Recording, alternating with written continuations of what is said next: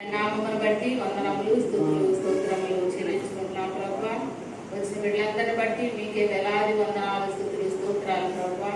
ఇంకా రావాల్సిన బిడ్డలను త్వరపెట్టి మా మధ్యకు తీసుకురామని ప్రార్థిస్తున్నాం. ఇప్పుడు వరకునైనా పాటల ద్వారా నేను మహిమపరిచున్నాం ప్రభువా. వాక్య దానిలోనికి వెళ్ళబోతూ ఉండగా నీ తోడు కాపుదల దయచేయండి ప్రభువా. మీ సేవకులు మీరు బలపరచండి, మీ జ్ఞానంతో ఆత్మతో మీరు నింపండి ప్రభువా. ఏ ఆత్మకు ఎలాంటి ఆహారము అవసరమో ప్రభువా అలాంటి ఆహారము అందించినట్లుగా మీరే కృప చూపించమని ప్రార్థిస్తున్నాం. ఇప్పుడు వచ్చే వారందరినీ మీరు దీవించి ఆశీర్వదించండి ప్రభువా.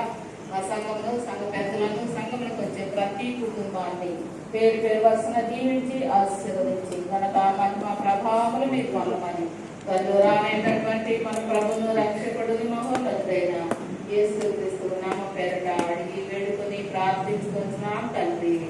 ఆమేన్.